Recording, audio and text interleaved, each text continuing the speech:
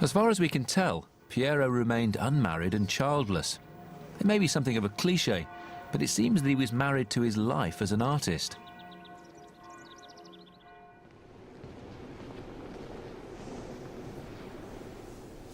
In 1459, this large building was given over to the people of San Sepolcro as a meeting place, and Piero della Francesca, as already the most distinguished artist in town, was given a commission to produce a work of art, and this is the result. Now, most works of art in places like this are explicit depictions of civic virtue.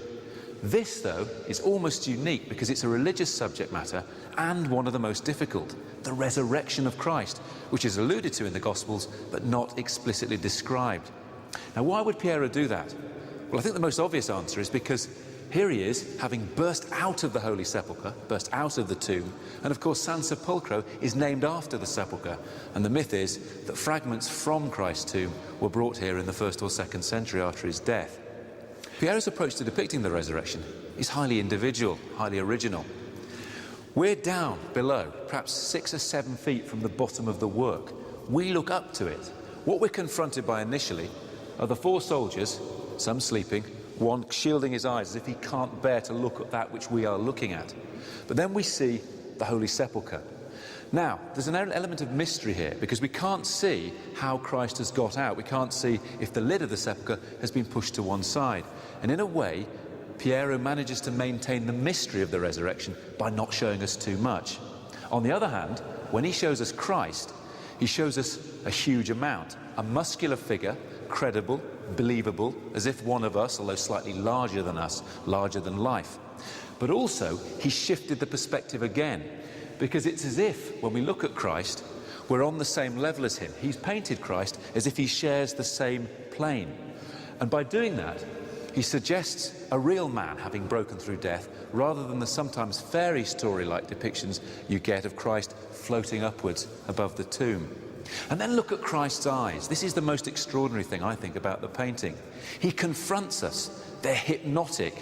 This isn't the image of a gentle saviour. This is the image of someone who's gone through the night, who for 3 days has been wrestling with death and has finally conquered. And he holds the standard of the red cross that symbols his triumph over death. On the left-hand side, there are trees with no leaves on. On the right-hand side, the trees do have leaves. And that's a much flatter path. This is a much more rugged and steep path. And there's a choice being given here. And it's a moral painting. You have 2 choices. You can take the easy way that doesn't lead anywhere in particular, or you can take the hard slog, the passage of virtue.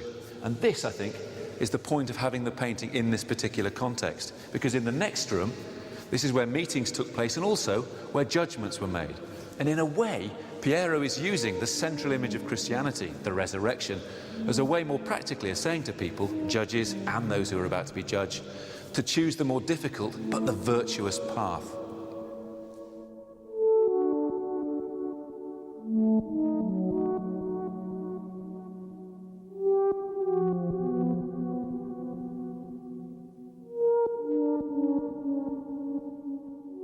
There's a neat postscript to this painting, because it's widely believed that the soldier, leaning back against the tomb with his eyes closed, is Piero himself, and that this, in fact, is a self-portrait. Of course, we don't know, but there's a neat twist, I think, to this, because most artists, when they depict themselves in their work, have their eyes open, looking out at us, looking at their work. But Piero, one of the most enigmatic and mysterious figures in the history of Western art, chooses to paint himself with his eyes closed. And ironically, this work and this image is perhaps the closest we ever get to him. In the 1470s, Piero made the short journey to Urbino for a very illustrious commission. He'd been summoned to the court there to paint a double portrait of Federico da Montefeltro and his young wife, Battista Sforza, who was only 26 when she died in July 1472, having borne 8 daughters and finally a son and heir. Piero's portrait of the couple is believed to have been painted posthumously as a tribute from Federico to his wife. It's unusual to have a woman on the viewer's left, as this was considered the honorary position, but it's also to avoid showing his missing right eye, lost in a joust that also shattered his nose. For the remaining 20 years of his life, Piero stayed in San Sepolcro. During the mid-1470s, Piero began to write a book on perspective. This, more than his paintings, ensured that he was initially remembered after his death. At the heart of Piero's studies was an analysis of the proportions of the human body, which can be seen as part of an ongoing programme in Renaissance scholarship, where man is seen as the centre of all things. But Piero's so much more than a student of mathematical formulae, for his art shows that the human imagination is the real measure. Having spent his life painting works for other people, Piero seems to have ended his career with a work for himself, possibly for his family tomb. The work, in the past so harshly cleaned that the surface is damaged, shows the Nativity, with the shepherds visible in the background, and an angelic choir strumming and singing above the vulnerable Christ child, who lies on his mother's robe in the foreground. It's an odd, disjointed image, but it's a joyful picture, where Piero seems to have shed his customary sombreness in favour of a loud celebration, and with the sacred scene once again transported from the Holy Land to the outskirts of San Sepolcro.